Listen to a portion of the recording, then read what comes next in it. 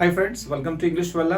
और आज हम लोग डिस्कस करेंगे पास्ट कंटिन्यूअस का पैसिव वॉइस। लास्ट वीडियोस में हम लोग सीखा था सिंपल पास्ट टेंस का पैसिव वॉइस, और आज हम लोग सीखेंगे एज आई टोल्ड यू, जैसा कि मैंने आपको बताया कि लास्ट वीडियो में हम लोगों ने सीखा था सिंपल पास्ट टेंस का पैसिव वॉइस, और आज हम लोग सीखेंगे पास्ट कंटिन्यूअस का पैसिव वॉइस। पास्ट कंटिन्यूअस का पैसिव वॉइस भी friends similar to present continuous है। मतलब प्रेजेंट कंटिन्यूअस को मैं बात कर रहा था पास्ट कंटिन्यूअस टेंस के पैसिव वॉइस के बारे में। तो चलते हैं हम लोग पास्ट कंटिन्यूअस का पैसिव वॉइस सीखने के लिए हमें वही चीज अप्लाई करना पड़ेगा, वही फंडा अप्लाई करना पड़ेगा जो हम लोगों ने प्रेजेंट कंटिन्यूअस में या बाकी के पैसिव वॉइस में अप्लाई किया था। और सेम फंडा 3 रूल्स आपको याद रखना है, और वो है ऑब्जेक्ट पहले आता है, हेल्पिंग वर्ब एंड वर्ब की थर्ड फॉर्म। अब तक तो आपको बहुत अच्छे से याद हो गया होगा क्योंकि हम लोगों ने कई वीडियोस इस पे किया है। तो सबसे पहले हम लोगों को क्या करना है, पैसिव वॉइस करने के लिए ऑब्जेक्ट को पहले करना है, उसके बाद हेल्पिंग वर्ब का होना जरूरी होता है। तो फ्रेंड्स यहाँ पे हेल्पिंग वर्ब ऑलरेडी है, तो वही हेल्पिंग वर्ब यहाँ पे हम लोग रखेंगे। और उसके बाद सभी पैसिव वॉइस में वर्ब की कौन सी फॉर्म यूज करते हैं, थर्ड फॉर्म। उसके बाद फ्रेंड्स देखें, आपको लास्ट वीडियोस में अगर आपने मेरी देखी होगी तो आपको याद होगा कि जब कंटिन्यूअस टेंस होते हैं तो कंटिन्यूअस टेंस में हम लोग आगे हेल्पिंग वर्ब के बाद क्या रखते हैं, बीइंग रखते हैं। हेल्पिंग वर्ब के बाद बीइंग ऐड करते हैं, और वर्ब की थर्ड फॉर्म तो रहती है। बाकी सब्जेक्ट को अगर आपको इधर लाना है, चेंज करना है, तो बाय प्लस सब्जेक्ट। वैसे बाय सब्जेक्ट को हम लोग साइड कर देते हैं, मतलब उसे हम लोग अभी यहाँ पे मेंशन नहीं कर रहे हैं, क्योंकि हम लोगों ने पीछे भी सेंटेंसेस में डिस्कस किया था कि अगर सब्जेक्ट का पता है तो एक्टिव वॉइस होगा, और यहाँ पे बाय सब्जेक्ट की फिर जरूरत क्या पड़ेगी जब सब्जेक्ट का पता होगा। यहाँ पे जरूरत कब पड़ती है, जब आप एक्टिव से पैसिव में चेंज करते हैं। इस तरह के सेंटेंसेस हम लोग अलग से वीडियो में डिस्कस करेंगे, जो हमारे 10th या 12th में हेल्पफुल होता है, या फिर एग्जाम्स वगैरह में पूछा जाता है कि आप एक्टिव से पैसिव में चेंज करो या पैसिव से एक्टिव में चेंज करो। तो वो ग्रामेटिकल बातें हैं, वो हम लोग डिस्कस करेंगे। अभी हम लोग यहाँ पे डिस्कस कर रहे हैं स्पोकन पॉइंट ऑफ व्यू से। तो स्पोकन पॉइंट ऑफ व्यू से ये डिस्कस कर रहे हैं कि सेंटेंसेस जहाँ पे सब्जेक्ट का पता हो तो हमें एक्टिव वॉइस की जरूरत पड़ती है। सब्जेक्ट का पता नहीं है, ऑब्जेक्ट पता चल रहा है, ऑब्जेक्ट को मेंशन किया जा रहा है, मेन ऑब्जेक्ट आ रहा है, उसके बारे में बात की जा रही है, ऑब्जेक्ट यहाँ पे एक मुद्दा बन गया है, उसके बारे में बात की जा रही है, तो फिर हमें पैसिव वॉइस की जरूरत पड़ती है। हिंदी की पहचान बिल्कुल सिमिलर है यहाँ पे भी। यहाँ पे हिंदी की पहचान वही रहेगी जो एक्टिव में है, कोई भी कुछ कर रहा था, कर रहे थे, या कोई कुछ कर रही थी। जैसे आपने कहा कि वह खेल रहा था, तो सब्जेक्ट का पता है, वह खेल रहा था, तो यहाँ पे क्या होगा, ही वॉज प्लेइंग।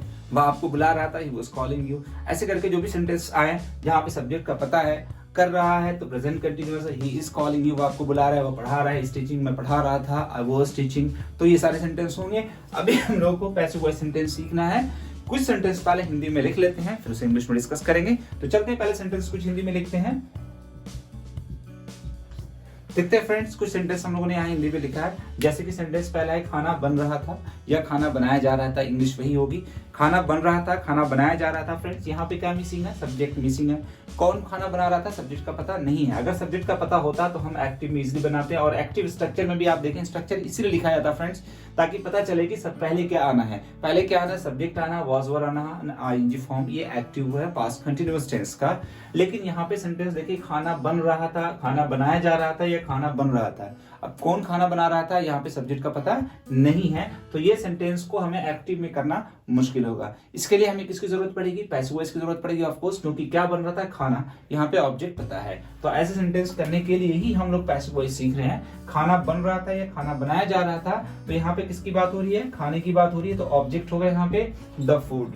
अब द फूड अगर हमने बोला तो यहाँ पे हेल्पिंग वर्ब क्या होगी, ऑफ कोर्स वाज होगी, द फूड वाज। अब हमें चाहिए बीइंग। क्यों बीइंग चाहिए, खाना बन रहा था या बनाया जा रहा था। कंटिन्यूअस टेंस है ना, अभी डिस्कस किया हम लोगों ने, कंटिन्यूअस टेंस है तो आगे क्या लगाना है, बीइंग ऐड करना है। तो खाना बनाया जा रहा था, द फूड वाज बीइंग। अब यहाँ पे कुक, खाना बनाना, तो कुक की थर्ड फॉर्म क्या हो जाएगी, कुक्ड। अब सेंटेंस क्या friend, the food was being cooked. खाना बन रहा था या खाना बनाया जा रहा था, इंग्लिश दोनों की वही होगी। हम कंफ्यूज क्यों हो जाते हैं कई बार, जैसे खाना बन रहा था तो आप समझते हैं या खाना खुद से बन रहा था, तो इंग्लिश कर देते हैं फूड वाज कुकिंग, जबकि ऐसी इंग्लिश नहीं हो सकती। खाना खुद से बन रहा था या बनाया जा रहा था, ऐसा नहीं होगा। खाना किसी के द्वारा बनाया जा रहा था, तो यहाँ पे एक्टिव में बोलना मुश्किल है। फूड ऑब्जेक्ट है, उसको सब्जेक्ट बनाएंगे तो मीनिंग बिल्कुल अलग हो जाएगी, बिल्कुल गलत हो जाएगी। अगर आपने कहा द फूड वाज कुकिंग, तो खाना बना रहा था किसी को। अगर आप ऐसे इंग्लिश बोलेंगे तो कोई दूसरा ट्रांसलेट या उसका मतलब क्या निकालेगा, यही निकालेगा कि खाना बना रहा था किसी को। तो ऐसी इंग्लिश नहीं हो सकती है। यहाँ पे क्या होगा, खाना बनाया जा रहा था, the food was being cooked. Video shoot की जा रही थी, तो आप क्या बोलेंगे, the video was being shot. Shoot की थर्ड फॉर्म क्या होगी? Shot, right. The video was being shot. जैसे आपने कहा कि गाना रिकॉर्ड किया जा रहा था, the song was being recorded, song was being recorded, song record किया जा रहा था। नेक्स्ट सेंटेंस देखते हैं, आपको बुलाया जा रहा था। आप कौन बुला रहा था नहीं पता है तो यहाँ पे भी आप सब्जेक्ट नहीं है। ऐसा नहीं कि आप हैं, यू हो गया तो यू सब्जेक्ट है तो आपने कह दिया इंग्लिश की यू वर कॉलिंग, तो इसका मतलब क्या हो जाएगा? आप बुला रहे थे। लेकिन सेंटेंस में देखा आप क्या है, आपको बुलाया जा रहा था। किसके जरिए, किसके द्वारा? बुलाने वाला कोई और है, कोई और है, मतलब सब्जेक्ट कौन है? बुलाने वाला है। अब उस सेंटेंस सब्जेक्ट को यहाँ मेंशन नहीं किया जा रहा है, यहाँ क्या मेंशन किया जा रहा है? आपको बुलाया जा रहा था, तो इंग्लिश क्या बोलेंगे? You are being. अब कॉल की थर्ड फॉर्म क्या हो जाएगी? Called. You are being called, आपको बुलाया जा रहा था। आपको ऑफिस में बुलाया जा रहा था, you are being called in the office. जैसे सेंटेंस है, उसे पीटा जा रहा था। कौन पीट रहा था? नहीं मेंशन कर रहे हैं पीटने वाले का नाम, बस ऑब्जेक्ट जिसको पीटा जा रहा था। तो क्या बोलेंगे आप? उसे पीटा जा रहा था, तो इंग्लिश हो जाएगी ही वॉज बीइंग। अब बीट की थर्ड फॉर्म क्या हो जाएगी? Beaten. He was being beaten, उसे पीटा जा रहा था। He was being beaten badly, उसे बुरी तरह से पीटा जा रहा था। ठीक है। बच्चों को तैयार किया जा रहा था स्कूल जाने के लिए या कहीं भी, तो बच्चों को तैयार किया जा रहा था। यहाँ भी सेंटेंस देखें कि तैयार करने वाला कोई और है, उनकी मम्मी तैयार कर रही है या कोई भी, तो आप क्या बोलेंगे? बच्चों को तैयार किया जा रहा था, तो इंग्लिश क्या बोलेंगे आप? चिल्ड्रन। अब यहाँ पे भी क्या है? पैसिव वॉइस है, चिल्ड्रन ऑब्जेक्ट है, चिल्ड्रन एक से ज्यादा है तो वर्ड लगाएंगे, children word, the children were. अब आगे यहाँ पे क्या ऐड करना आपको? Being. The children were being. अब तैयार करना, यहाँ पे क्या है? तैयार किया जा रहा था, तो तैयार करना ही क्या है? वर्ब है, तो वर्ब की थर्ड फॉर्म क्या हो जाएगी? प्रिपेयर की third form prepare. The children were being prepare. या मेक रेडी अगर बोलते हैं तो मेक की थर्ड फॉर्म क्या हो जाएगी? Made ready. बच्चों को तैयार किया जा रहा था। जैसे है कि सड़क की मरम्मत हो रही थी, सड़क की मरम्मत खुद नहीं होगी, की जा रही थी किसी के द्वारा, तो आप इंग्लिश इसकी क्या बोलेंगे? सड़क की मरम्मत हो रही थी। सड़क यहाँ पे ऑब्जेक्ट है, द रोड। द रोड के बाद आप इंग्लिश क्या बोलेंगे? वॉज।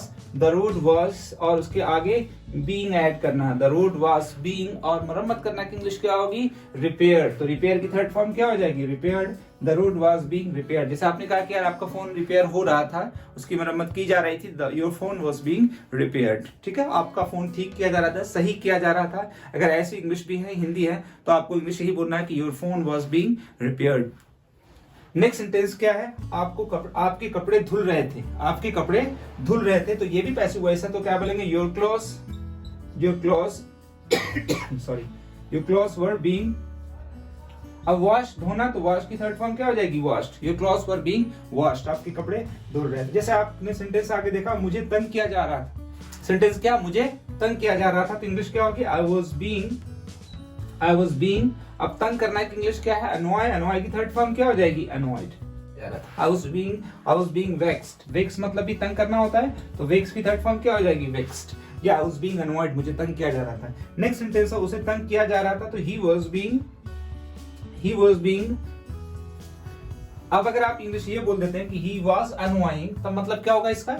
ही वाज अनोइंग मतलब वह तंग कर रहा था, तो सब्जेक्ट कौन है? वह। लेकिन हम वह तंग नहीं कर रहा, उसे तंग किया जाता है किसी के द्वारा, किसी के जरिए, जो तंग करने वाला कोई और है, तब यहाँ पे क्या बोलेंगे इंग्लिश? उसे तंग किया जा रहा था, ही वाज बीइंग अनोइड। अगर ये सेंटेंस होता है उसे तंग किया जा रहा है, तो फ्रेंड्स प्रेजेंट कंटीन्यूअस हो जाता है, जो कि लास्ट वीडियो में हम लोगों ने डिस्कस किया है। उसे तंग किया जा रहा है तो क्या बोलेंगे? He is being annoyed. मुझे तंग किया जा रहा है, प्रेजेंट की बात कर रहा हूं, तो यहाँ पे आई एम बीइंग अनोइड हो जाएगा। मुझे तंग किया जा रहा था, तो फिर इंग्लिश होगी आई वाज बीइंग अनोइड। नेगेटिव करना फ्रेंड्स तो बिल्कुल सिंपल है, वाज वर्ब के बाद आपको नॉट ऐड कर देना है। जैसे आपने कहा कि आपको तंग नहीं किया जा रहा था, तो आप क्या बोलेंगे? You are not being annoyed. आपको तंग नहीं किया जा रहा था, सिर्फ आपसे सवाल पूछे जा रहे थे, questions were being asked from you. ठीक है, या you are being asked questions, आपसे सवाल पूछे जा रहे थे। You are not being annoyed, आपको तंग नहीं किया जा रहा था। इंट्रोगेटिव है, क्या आपको तंग किया जा रहा था? क्या आपको तंग किया जा रहा था, तो यहाँ पे वॉज वर्ब को पहले कर लेंगे। ठीक है, क्या आपको तंग किया जा रहा था, तो आप इंग्लिश क्या बोलेंगे? वर यू, वर्ब को पहले कर देंगे यहाँ पे, तो were you being annoyed, were you being annoyed, क्या आपको तंग किया जा रहा था? आपने कहा कि क्या खाना बनाया था, क्या बनाया जाता था, क्या बनाया जा रहा था, इंग्लिश क्या बोलेंगे? What was being prepared, क्या बनाया जा रहा था? What was being prepared, what was being cooked, क्या पकाया जा रहा था? सेंटेंस हो सकते हैं, जैसे आपने कहा कि उसे क्यों पीटा जा रहा था, क्यों की इंग्लिश क्या हो जाएगी? Why, बाकी हेल्पिंग वर्ब पहले होगा। उसे क्यों पीटा जा रहा था, इंग्लिश क्या बोलेंगे? Why was he being beaten, उसे क्यों पीटा जा रहा था? फ्रेंड्स ये ध्यान रखना है कि आपको हेल्पिंग वर्ब के साथ बीइंग का ऐड करना यहाँ पे जरूरी है। अगर बीइंग नहीं करेंगे, बीइंग हटा देंगे, तो फिर सिंपल पास्ट टेंस जैसे कि इंग्लिश वाज या फिर he was arrested, तो उसका मतलब है कि उसे गिरफ्तार कर लिया गया और उसे गिरफ्तार किया जा रहा था, प्रोसेस चल रहा था, तो फिर आप बोलेंगे he was being arrested। ठीक है, तो आपको देखना है कि कंटिन्यूअस है तो वहां पे पैसिव वॉइस में हेल्पिंग ऑफ के बाद बीइंग रखना है, चाहे यहाँ is MR हो तब भी बीइंग होगा, was were हो तब भी what was being taught there, क्या पढ़ाया जा रहा था वहां पे। तो ऐसे सेंटेंस करने के लिए भी हमें पैसिव वॉइस की जरूरत पड़ेगी। आज जैसा कि हम लोगों ने लास्ट वीडियोस में डिस्कस किया है कि पैसिव वॉइस बहुत इंपॉर्टेंट है किसी इंग्लिश को, मतलब कहीं पे भी डायरेक्टली इनडायरेक्टली बात करने के लिए सब्जेक्ट को मेंशन करके बात कर रहे हैं तो ऑफकोर्स एक्टिव वॉइस की जरूरत पड़ेगी, ऑब्जेक्ट को मेंशन करके बात कर रहे हैं तो पैसिव वॉइस की जरूरत पड़ेगी। Thanks for watching and have a great day ahead.